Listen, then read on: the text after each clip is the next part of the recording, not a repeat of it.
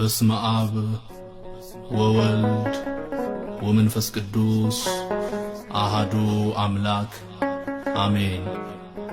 ስለኛ ስትል በመስቀል ላይ የከፈልክልን ዋጋ ስናስብ ዘወትር ለስምህ እንድንዘምር ይቀሰቅሰናል።